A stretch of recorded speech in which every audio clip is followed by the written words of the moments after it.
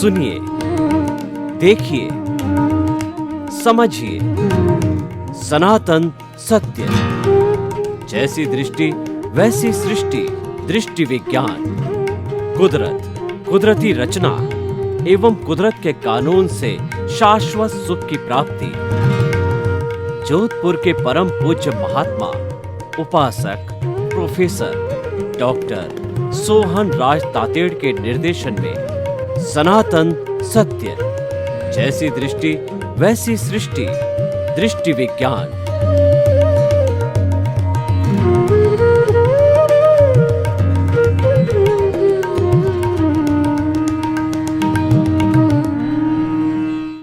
भाइयों और बहनों, मातृशक्ति को नमन। स्टूडियो में आपका हार्दिक स्वागत है, अभिनंदन है, सत्कार है।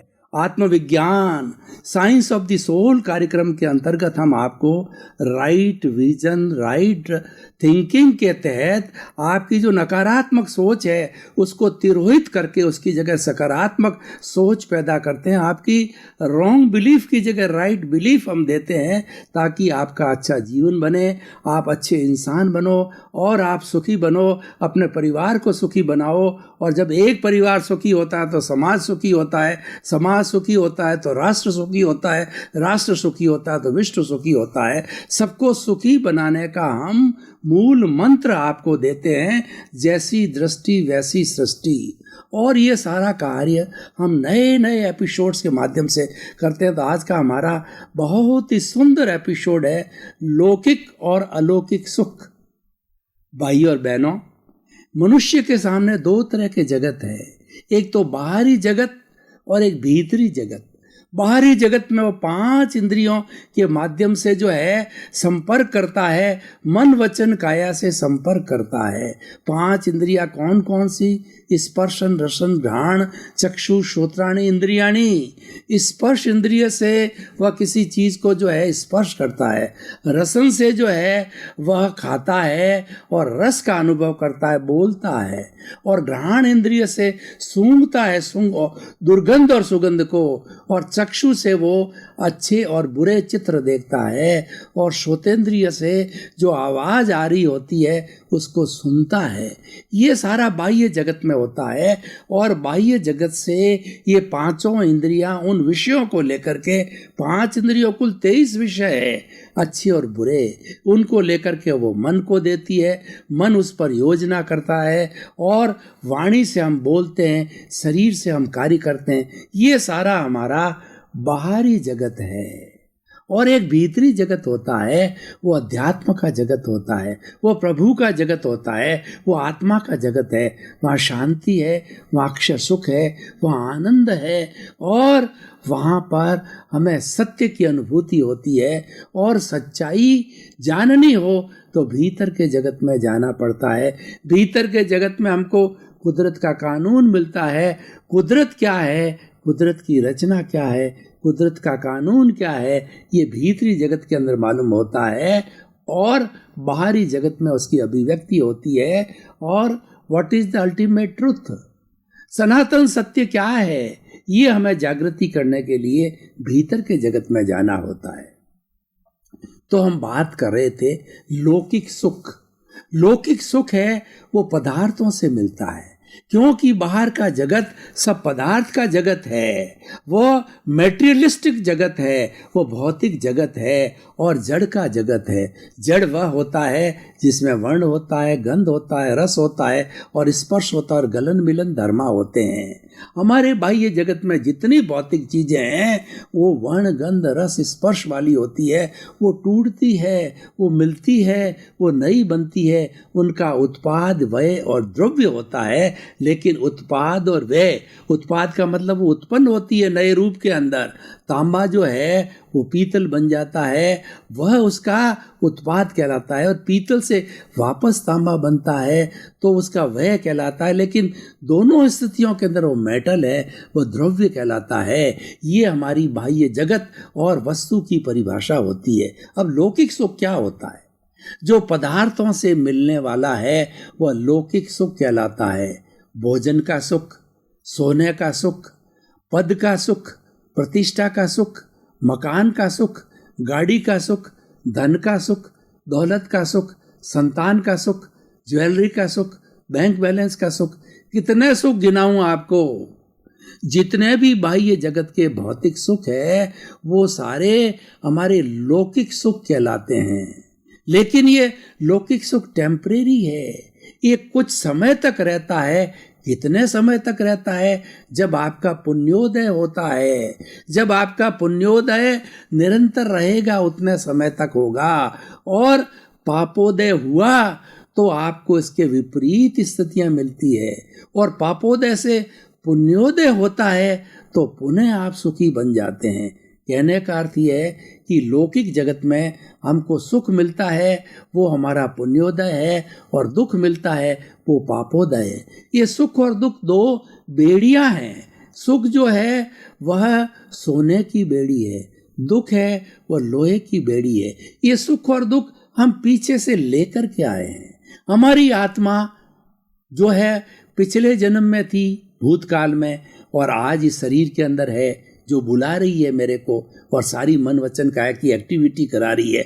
आत्मा की हाजिरी से होता है, आत्मा की प्रेजेंस से होता है, आत्मा की अभिव्यक्ति से सब काम होता है।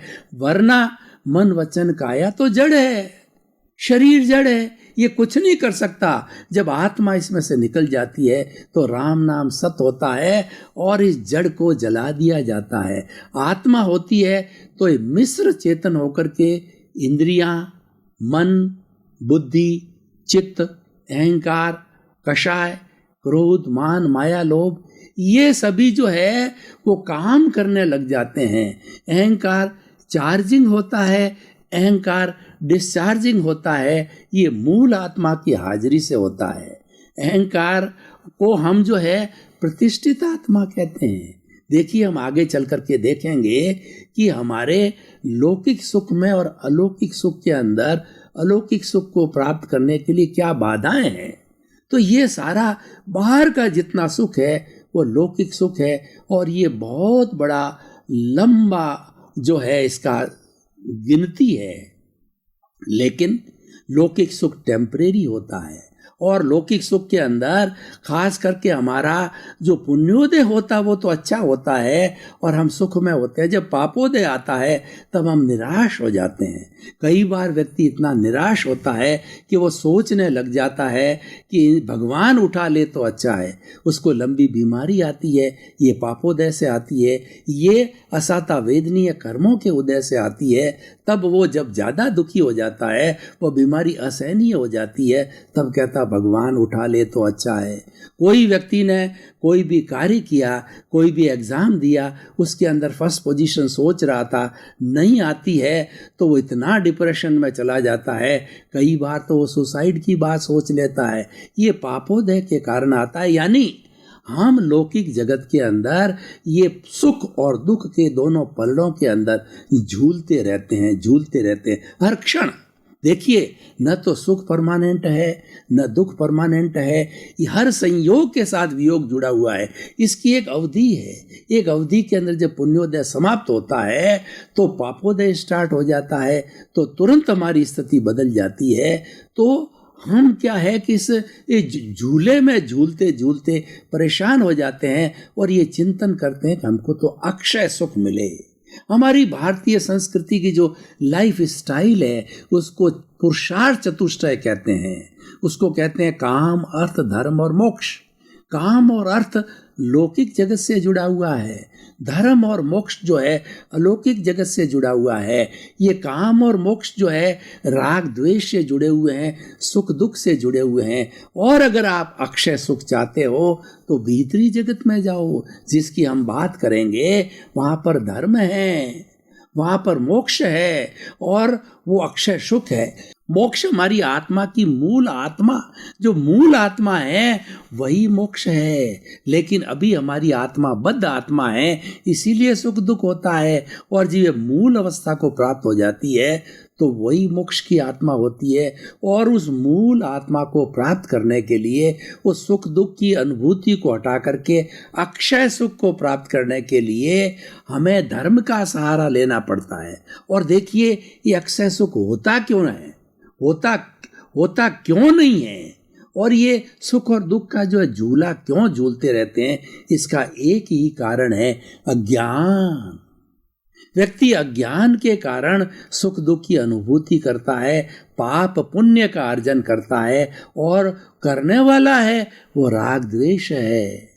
राग द्वेष मूल कारण है, और राग द्वेष ही अज्ञान है। अगर हम इस अज्ञान की वेल्डिंग को तोड़ देते हैं, देखिए एक तरफ शरीर है और एक तरफ हमारा प्योर आत्मा, शुद्ध आत्मा भगवान जो भीतर बैठा है और अभी आज की तारीख में बॉन्डेड है। ये स्वतंत्र होना चाहता है, और ये स्वतंत्र है भीतर तो प्योर है, 24 कैरेट का सोना है, लेकिन राग द्वेष रूपी अशुद्धि आने के कारण उसको ये शरीर मिला है और इसको भोगना पड़ता है। वो उसका आत्मा का कोई लेना देना नहीं, शुद्ध आत्मा का हमारे शरीर से कोई लेना देना नहीं है। इस शरीर ये क्यों प्राप्त होता है? अज्ञान के कारण, राग द्वेष के कारण। राग द्वेष के पिटारे को हम कॉजल बॉडी कहते हैं, कर्म शरीर कहते हैं, लिंग शरीर कहते हैं। ये जन्म जन्मांतर से 84 लाख जीवा योनि प्राणियों के साथ के अंदर ये कॉजल बॉडी जुड़ी हुई रहती है, और उस कॉजल बॉडी से ही 84 लाख जीवा योनि के प्राणी सुख दुख की अनुभूति करते हैं। लेकिन दूसरे प्राणियों के पास में समृद्ध बुद्धि और समृद्ध मन, समृद्ध हमारी जो है हमारी बुद्धि और समृद्ध चित्त, ये और समृद्ध अहंकार नहीं है। इस कारण से वो बहुत ज़्यादा कुछ नहीं कर सकते। अपनी जैसी स्थिति होती है वो भोगते रहते हैं, कर्मों का भोगते रहते हैं। लेकिन मानव इस सृष्टि का सर्वश्रेष्ठ प्राणी है, क्योंकि उसने अपने कर्मों के अच्छे कर्म किए हैं। जब ये मनुष्य जीवन मिला है, मनुष्य जीवन एक पारसमणि है, एक चिंतामणि रत्न है, और एक नंदन वन है, और ये सब कुछ इससे हासिल किया जा सकता है। मानव जीवन एक ऐसा जीवन है जिसके अंदर मोक्ष का पट्टा है। एक मानव व्यक्ति ही मुक्ति की प्राप्ति कर सकता है, क्योंकि वही संपूर्ण अज्ञान को तोड़ सकता है। दूसरे प्राणियों के पास में विकसित बुद्धि, विकसित मन न होने कारण अज्ञान की वेल्डिंग को तोड़ नहीं सकते। कुछ अंश तक तोड़ते होंगे, और अज्ञान को तोड़ने के लिए ज्ञान चाहिए। अब देखिए अलौकिक सुख क्या है। हमारी जो मूल आत्मा है वह अलौकिक सुख का भंडार है। मूल आत्मा क्या है? वह अनंत ज्ञान वाला है, वह अनंत दर्शन वाला है, वह अनंत शक्ति वाला है, और अनंत सुख का धाम है जिसकी हम बात कर रहे हैं।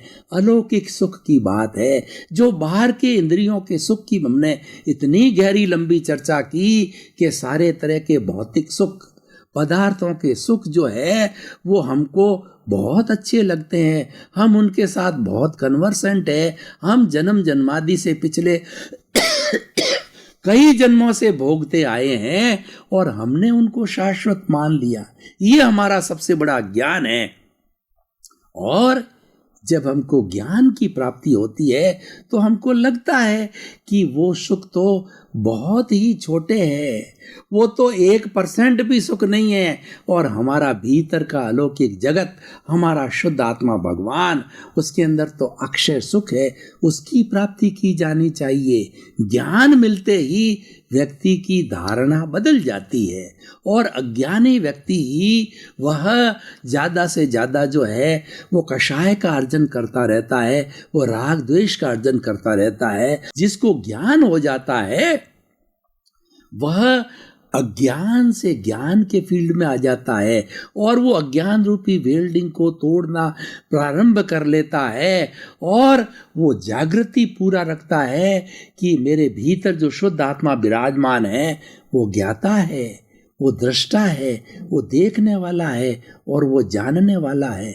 वो क्या जानता है और देखता है? वो ये देखता है कि ये सोहन राज रूपी मन वचन का जो शरीर है ये क्या कर रहा है, सुबह से शाम तक ये पुद्गल क्या कर रहा है, ये पुतला क्या कर रहा है, इसके मन वचन काया रूपी शरीर क्या कर रहे हैं। उस प्रवृत्ति को मात्र देखना और जानना ये शुद्ध आत्मा की प्रकृति है, और वह इसके साथ नहीं जुड़ता है। नहीं जुड़ने का अर्थ होता है कि राग द्वेष न होना, समता भाव। अगर वह जो चल रहा है, जो पूर्व के अंदर ये मन वचन काया लेकर के आ रहे हैं, उसके साथ वो जुड़ जाता है तो नए कॉजेज बढ़ जाते हैं, नए राग द्वेष का अर्जन हो जाता है। और हम उसके साथ नहीं जुड़ते हैं तो हमारा क्या है कि वो मध्यस्थता रहती है, प्रतिक्रिया विरति रहती है, हमारी कोई ओपिनियन नहीं होती है, हमारा कोई भी जो है, हम किसी के प्रति कोई भी राय नहीं देते हैं, तो नए कॉजेज नहीं पढ़ते हैं। और नए कॉजेज नहीं पढ़ने से नया कर्म बीज पैदा नहीं होता है, और नया कर्म बीज पैदा नहीं होगा तो हमें सुख दुख की अनुभूति कौन कराएगा। यानी हम मध्यस्थता की अवस्था में रहेंगे और धीरे धीरे हमारे पूर्व जन्म के जो कर्म यानी कॉजल बॉडी है वो कई जन्मों की इकट्ठी हुई हुई होती है, वो बर्फ की सीला की तरह होती है। और जो ज्ञानी पुरुषों के द्वारा ज्ञान दिया होता है, उस ज्ञान से जो है वो अपने जो चार्ज अहंकार है, चार्ज क्रोध मान माया लोभ है, उसको वो हटा देते हैं। चार्जिंग पॉइंट मन वचन काया की तीनों बैटरियों को बिल्कुल अलग कर देते हैं। चार्जिंग रुक जाता है और डिस्चार्ज तो हमने पूर्व जन्म के अंदर जो कर्म अर्जन किए हुए हैं वो तो स्टॉक हमारे पास है ही है, वो बर्फ की सीला की तरह है, वो पिघलता रहता है। और कुछ जन्मों के अंदर प्रतिक्रिया नहीं होती है तो वह पिघल करके जीरो हो जाता है राग द्वेष। और राग द्वेष जीरो होने की स्थिति के अंदर जब हमारा जो कर्म शरीर शून्य हो जाता है तो आत्मा प्योर अवस्था में अलौकिक सुख की अवस्था में आ जाती है और वो मुक्ति को चली जाती है, वो सिद्ध शिला में विराजमान हो जाती है। फिर ये 84 लाख जीवा योनि का जो चक्कर है जिससे हमको सुख दुख की अनुभूति होती है, जिसमें हमको कभी दुख आता है कभी सुख आता है, वो सिलसिला, वो परंपरा, वो साइकिल समाप्त हो जाती है। इसलिए भाई और बहनों, हम इस एपिसोड को आज के परिप्रेक्ष्य के ऊपर कसते हैं। देखिए, हम कभी भी सोना सुनार के पास लेके जाते हैं तो उसको कसौटी पर कसता है, उसको कसौटी पर कस करके वो कैरेट निकालता है कि 20 कैरेट का है या 18 का है या 16 कैरेट का है, यानी उसमें कितनी अशुद्धि है। ठीक उसी तरह से हमारे आत्मा के साथ में कर्म रज, हमारी आत्मा के साथ में 8 जो द्रव्य कर्म हैं उनकी 148 प्रकृतियां हैं, जिसको हम कर्म शरीर कॉजल बॉडी कहते हैं। वह जो है उसका परीक्षण जो है हमें करना पड़ता है, और ये परीक्षण जो है ज्ञान के बाद प्रारंभ होता है। तो भाइयों और बहनों, मैं क्या कहना चाहता हूँ कि केवल आप लौकिक सुख में नहीं उलझे रहें। देखिए, हमारी आत्मा के 3 स्तर है। आत्मा वही है, मूल आत्मा वही है, लेकिन जितनी जितनी उसकी प्योरिटी है, उस प्योरिटी इम्प्योरिटी कुछ कहिए, उस इम्प्योरिटी के हिसाब से जो है उसकी 3 अवस्थाएं बन गई। पहला तो है जीवात्मा। जीवात्मा सुख दुख की अनुभूति करता है, पदार्थों के अंदर सुख खोजता है और उसको टेम्परेरी सुख मिलता है, परमानेंट सुख नहीं मिलता है, और वह भी थोड़े समय के लिए मिलता है, फिर दुख आ जाता है। ये जीवन भर जन्म से मृत्यु तक जो है पूरे जीवन काल के अंदर ये उठा पटक चलती रहती है, और वह स्वार्थ के दायरे में रहता है, मैं और मेरा के दायरे में रहता है, वो अहंकार के दायरे में रहता है। उसको अहंकार को अज्ञान कहा गया है। एक बात भाई और बहनों, आप अच्छी तरह से समझ लें कि ये अहंकार अज्ञान है। ये अज्ञान शरीर और आत्मा के बीच में मजबूत वेल्डिंग है। हमारे मानव जीवन का लक्ष्य है इस अज्ञान रूपी वेल्डिंग को काटना, इस अज्ञान रूपी अशुद्धि को शुद्ध करना। ये इम्प्योरिटी है जो कि इस शरीर को बार बार धारण करवाती है। आत्मा पुनः पुनः कर्मों के अनुरूप जन्म ले लेती है, और जितनी भीतर की अशुद्धि है यही नए कर्म बंधन कराती है, यही चार्ज कराती है, और फिर नया जो है आयुष्य के अनुरूप नया जन्म होता है, फिर वह भुगतता है और फिर बंधन करता है। तो इस तरह से सिलसिला चलता रहता है। हमें इस सिलसिले को रोकना है, क्योंकि इस सिलसिले को रोकने के लिए मानव जीवन, मनुष्य योनि, यही एक इम्पोर्टेंट हमारा जन्म का जो है योनि है, तो उसे हमें ध्यान में रखना चाहिए। और उसकी बात करें तो ये हमारा एपिसोड जो है लौकिक और अलौकिक सुख जो है बहुत अच्छी तरह से समझ में आ सकता है कि लौकिक सुख है वो हमारा पुण्य पाप है।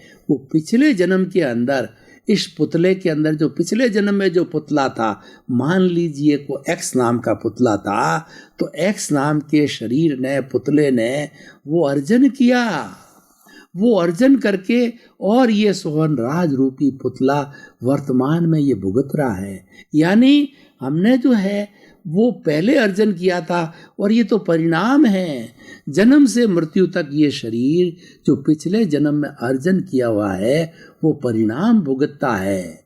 वो पूर्व जन्म के अंदर जो जो कॉजेज डाले थे, जो जो भाव डाले थे, जो कि भाव सत्ता है वो चेतन तत्व के साथ जुड़ी हुई थी, और वो चेतन तत्व की भाव सत्ता, भाव कर्म इस जन्म के अंदर हमारे द्रव्य कर्म बनते हैं और हमें सुख दुख की अनुभूति कराते हैं। और जब ये आयुष्य निश्चित होता है, हर व्यक्ति जब जन्म लेता है तो साथ साथ में उसकी रिटर्न टिकट तैयार हो जाती है। उसका आयुष्य संपन्न होते ही वो एक क्षण भी शरीर में नहीं रह सकता है।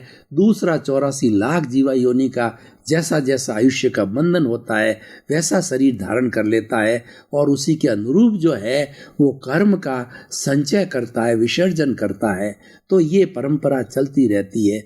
तो भाइयों और बहनों, हम क्या कहना चाहते हैं कि आप जो हमारा ज्ञाता दृष्टा भाव है वो विशुद्ध धर्म है, वो शुद्ध धर्म है। आप हर क्षण 24 घंटे भेद विज्ञान करो। आपका पुरुषार्थ है वो ये भेद विज्ञान है, और ये भेद विज्ञान ही सच्चा ज्ञान है। यही अज्ञान की वेल्डिंग को तोड़ेगा, यही कर्म रज रूपी अशुद्धि को शुद्ध करेगा, और ये भेद विज्ञान दोनों को अलग अलग करेगा कि शरीर तो पूर्व जन्म में किए गए कॉजेस का परिणाम है, और ये शरीर की मन वचन काया की जो कोई भी एक्टिविटी है वो कुदरत के अधीन है। कुदरत कहती है कि ये पूर्व जन्म के अंदर जो संचय करके आया है वो मेरी कुदरती रचना के अनुसार जो है वह मैं इसको अवार्ड और पनिशमेंट देती हूँ, मैं संजोग इकट्ठा करती हूँ। कैसे? भाई और बहनों, आपका बहुत बहुत धन्यवाद।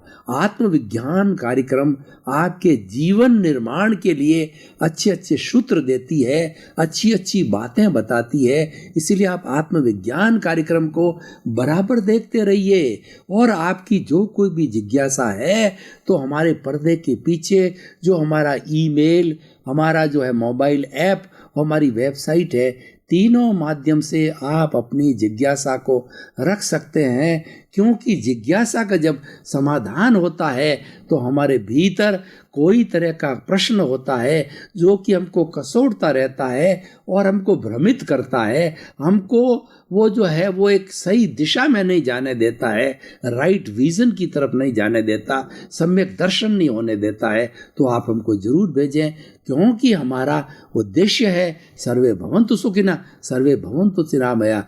लोक के सब जीवों को सुख मिले, शांति मिले, आनंद मिले, धर्म मिले और सब परोपकारी बने। आपके जीवन के प्रति मंगल भावना शुभ।